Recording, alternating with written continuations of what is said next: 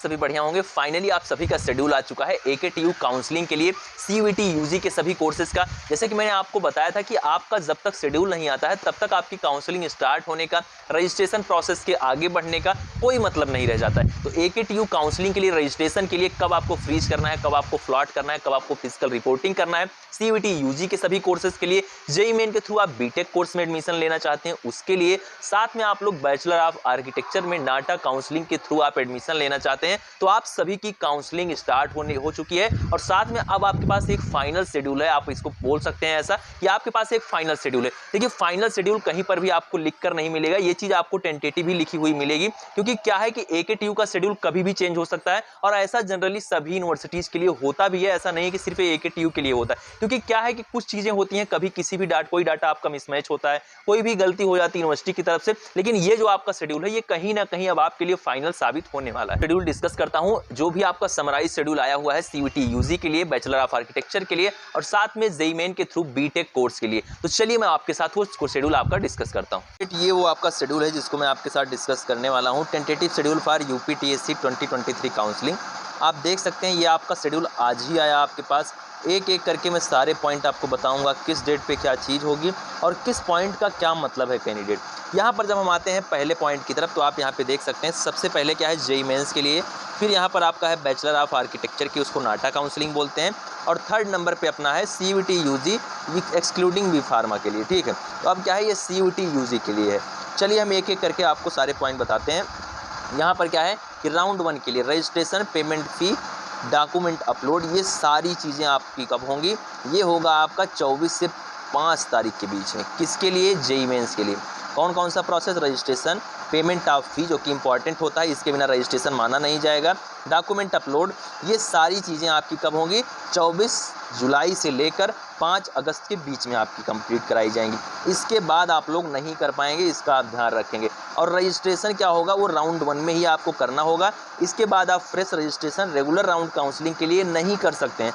सभी कोर्सेज के लिए, ये ऐसा नहीं है कि सिर्फ बीटेक के लिए, CUET UG के भी किसी भी कोर्स के लिए यदि आप राउंड 1 में अपना रजिस्ट्रेशन नहीं करते हैं, डॉक्यूमेंट अपलोड नहीं करते हैं, तो आप बाद में नहीं कर पाएंगे। ये आपकी लास्ट डेट आपके JEE मेंस के लिए, बीटेक कोर्स के लिए।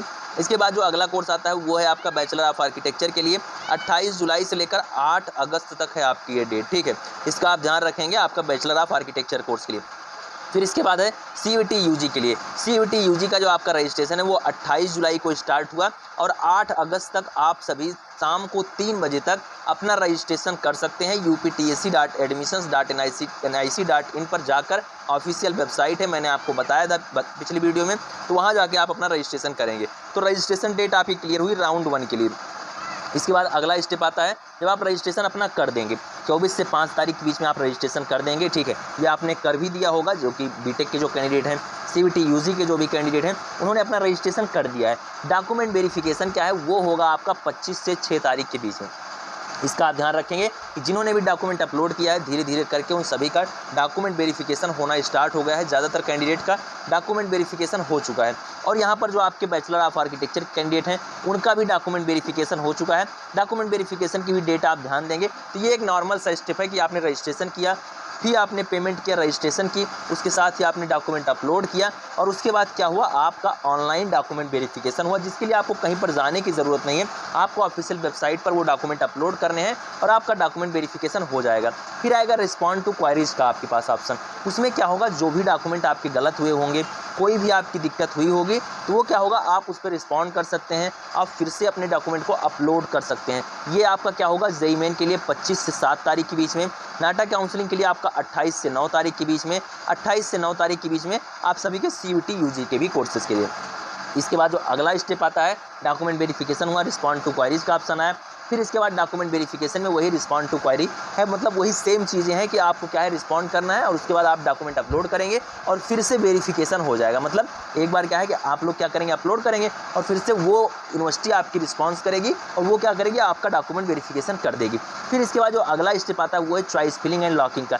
यदि आपका डॉक्यूमेंट वेरिफिकेशन हो जाता है तो आपका चॉइस फिलिंग 14 तारीख को ओपन हो जाएगा। इसका आप ध्यान रखेंगे कि आप सभी की चॉइस फिलिंग, यदि आपका डॉक्यूमेंट वेरिफिकेशन 13 तारीख तक हो जाता है तो 14 तारीख को आप सभी के लिए यानी कि जेईई मेन के कैंडिडेट के लिए उनकी चॉइस फिलिंग खुल जाएगी। यदि आपने अभी तक कॉलेज लिस्ट की वीडियो नहीं देखी है तो जाके यार देखो, मैंने आपको बताया है कि कौन से कॉलेज बेस्ट हैं, किनकी चॉइस फिलिंग करते टाइम उनको आपको अपनी चॉइसेस में अपनी प्रेफरेंस में ऊपर रखना है, किनकी प्लेसमेंट बेहतर है बीटेक कोर्स के लिए, कौन से एफिलिएटेड कॉलेज की, इस चीज़ को आप समझेंगे। फिर यहाँ पर अगला कोर्स आता है आपके बैचलर ऑफ आर्किटेक्चर के लिए, उसकी चॉइस फिलिंग 16 अगस्त से स्टार्ट होगी, जेईई मेन की 14 अगस्त से और उसके बाद बैचलर ऑफ आर्किटेक्चर की 16 अगस्त से, उसके साथ ही सीयूटी यूजी की भी आपकी 16 अगस्त से स्टार्ट हो जाएगी।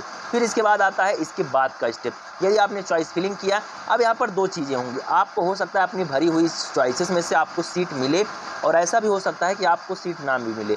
जैसा कि आपने सीयूटी यूजी का एग्जाम दिया, आपका रिजल्ट आया, आपका रैंक कार्ड आया, उसी तरीके से आप जो अपनी चॉइस फिलिंग करते हैं उसका भी एक रिजल्ट आएगा, उसका भी एक सीट अलॉटमेंट रिजल्ट होगा जिसमें ये चीज़ क्लियरली मेंशन होगी कि जो आपने चॉइसेस भरी हैं क्या वो चॉइस आपको मिली है, क्या वो कॉलेज आपको अलॉट हुआ है। ये चीज़ कैंडिडेट आपके साथ कब होगी, ये चीज़ होगी आपको 14 तारीख को और 16 तारीख को और 16 तारीख को, आप यहाँ पे देख सकते हैं। फिर इसके बाद अगला स्टेप आता है, अगला स्टेप आता है पेमेंट ऑफ सीट कन्फर्मेशन। अब क्या करना होगा, यदि आपको सीट मिली है और सीट आपको नहीं मिली है, दो चीज़ें होंगी आपके साथ। यदि आपको सीट मिली है, भले ही वो सीट आपको पसंद हो या ना हो, वो कॉलेज आपको पसंद हो या ना हो, आपको पेमेंट ऑफ सीट कन्फर्मेशन देना होगा, यानी कि पेमेंट आपको करना है। यदि आपको कॉलेज मिल जाता है तो, यदि आपको कॉलेज नहीं मिलता है तो आपको कुछ नहीं करना है, लेकिन कॉलेज यदि आपको नहीं मिलता है तो आपको पेमेंट करना होगा सीट कन्फर्मेशन की। अब यहाँ पर 20,000 और 12,000 लिखा गया, इसका मतलब क्या है, 20,000 है जनरल ओबीसी के लिए और एससी के जो कैंडिडेट हैं वो 12,000 रुपया देंगे।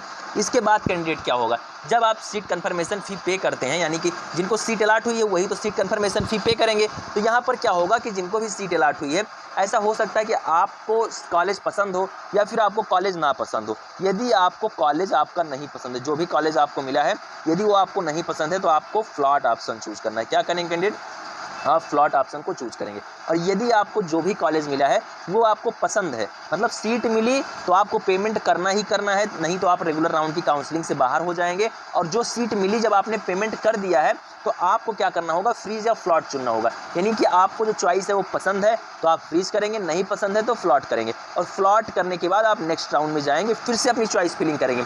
और चॉइस फिलिंग में क्या होगा कि आपकी जो ऊपर की चॉइस है, मान लीजिए आपको पहले राउंड में जो आपकी थर्ड नंबर की चॉइस है वो अलॉट होती है, तो आपको ऐसा हो सकता है कि आपके सेकंड राउंड में जो आपको कॉलेज मिले वो सेकंड वाली चॉइस मिले, फर्स्ट वाली चॉइस मिले। इसीलिए आप अपनी जो बेस्ट चॉइस है उसको अपनी प्रेफरेंस लिस्ट में हमेशा ऊपर रखेंगे। तो ये चीज़ आपने समझ लिया। इसके बाद क्या होगा, ऑनलाइन विलिंगनेस होगा, फ्रीज फ्लॉट होगा।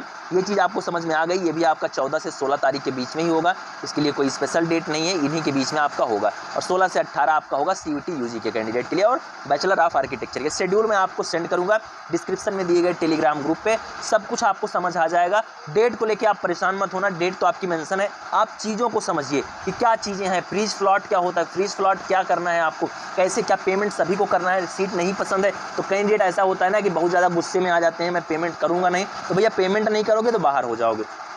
फिर इसके बाद क्या है, दो चीज़ें यहाँ पर इंपॉर्टेंट हुई, एक तो फ्रीज फ्लॉट, दूसरा रजिस्ट्रेशन आपको करना ही करना है फर्स्ट राउंड में, उसके बाद मौका नहीं मिलेगा। फिर आपका राउंड 2 आता है। राउंड 2 में आपको क्या करना होगा, राउंड 2 में जिनको भी कॉलेज मिल गया है, फ्रीज कर चुके हैं, उनको तो कुछ नहीं करना है। लेकिन जो भी कैंडिडेट जिनको भी सीट नहीं मिली है या फिर मिली हुई सीट पसंद नहीं है, वो क्या करेंगे, वो अपनी चॉइसेस को अल्टर कर सकते हैं, अल्टरेशन कर सकते हैं, यानी कि अपनी चॉइसेस को बदल सकते हैं, ऊपर नीचे कर सकते हैं, नई चॉइसेस को भी ऐड कर सकते हैं। उसके बाद आप क्या करेंगे, लॉक करना मत भूलिएगा। चॉइस को फिल करने के बाद चॉइस को लॉक करना होता है, तो आप लोग क्या करेंगे, चॉइसेस को अपने लॉक करेंगे। ये आपका प्रोसेस कब होगा, 17 से 18 तारीख के बीच में जेईई मेन के कैंडिडेट का, 19 से 20 तारीख के बीच में बैचलर ऑफ आर्किटेक्चर के कैंडिडेट का और 19 से 20 तारीख के बीच में सीयूटी यूजी के कैंडिडेट का। फिर क्या होगा, जैसे फर्स्ट राउंड में आपका सीट अलॉटमेंट का रिजल्ट आया वैसे इसमें भी आएगा। फ्रीज फ्लॉट सेम उसी तरीके से, पसंद है तो फ्रीज, नहीं पसंद है तो फ्लॉट। और यदि आपको सीट मिली है तो आपको सीट कन्फर्मेशन फ़ी देना है। कैंडिडेट एक चीज़ का आप ध्यान रखेंगे, सीट कन्फर्मेशन फ़ी आपको बार बार नहीं देना है। यदि आप मान लीजिए एक बार फ़ी अपनी दे देते हैं और उसके बाद आप फ्लॉट करते जा रहे हैं तो आपको दोबारा पैसा नहीं देना है। पैसा सीट कन्फर्मेशन फ़ी हुई या फिर रजिस्ट्रेशन फ़ी हुई, आपको एक बार ही देना है, इसका आप ध्यान रखेंगे। फिर इसके बाद आता है ऑनलाइन विड्रॉल रिफंड। क्या है कि यदि आपको काउंसलिंग से बाहर निकलना है, आपको लगता है जो भी मैंने चॉइसेस भरी या जो कुछ भी आपको AKTU दे रहा है, यूपीटीएससी जो काउंसलिंग पोर्टल आपको अलॉट कर रहा है सीटें, वो आपके लायक नहीं है, आपको पसंद नहीं है, तो क्या करना होगा, आपको ऑनलाइन विड्रॉल चुनना होगा। और आप एक चीज़ का ध्यान रखें, यदि आप ऑनलाइन विड्रॉल चुनते हैं तो रेगुलर राउंड से बाहर हो जाएंगे। स्पेशल राउंड में एंट्री होगी लेकिन रेगुलर राउंड से आप बाहर हो जाएंगे। और एक चीज़ और ध्यान रखेंगे कि 20,000 यदि आपने सीट कन्फर्मेशन फी दी है, उसमें से 5,000 कट हो जाएंगे आपके, सिर्फ आपको 15,000 ही मिलेंगे। SC ST कैंडिडेट के 3,000 कट होंगे, उनको 9,000 मिलेगा। ये आपका प्रोसेस 19 तारीख से लेकर 20 तारीख तक आपका बीटेक के लिए, 21 से 22 तक आपका होगा बैचलर ऑफ आर्किटेक्चर के लिए, और 21 से 22 तारीख के बीच में ही आपका प्रोसेस होगा किसके लिए, CVT UG के लिए। CVT UG और बैचलर ऑफ आर्किटेक्चर इन दोनों कोर्सेज के लिए आपकी जो काउंसलिंग है उसकी जो डेट है वो सेम है कैंडिडेट, ठीक है। तो चलिए हम आगे चलते हैं, आगे मैं आपको दिखाता हूँ और क्या चीज़ें हैं आगे। इसके बाद आता है आपका राउंड थर्ड। राउंड थर्ड क्या होगा, इसको भी आप समझना होगा, ये बहुत ही इंपॉर्टेंट हो जाता है। ऑनलाइन चॉइस लॉकिंग होगी और लास्ट ऑप्शन होगा आपके पास चॉइसेस को चेंज करने का कैंडिडेट। आपके पास 4 ही रेगुलर राउंड है, इसको आपको ध्यान रखना है। पहला ही राउंड ऐसा होगा जिसमें आप रजिस्ट्रेशन सिर्फ और सिर्फ कर पाएंगे। थर्ड राउंड ऐसा राउंड होगा जिसमें लास्ट बार अपनी आप चॉइसेस को अल्टर कर पाएंगे। इसके बाद आप चॉइसेस को आपका अल्टर करने का कोई ऑप्शन नहीं मिलेगा।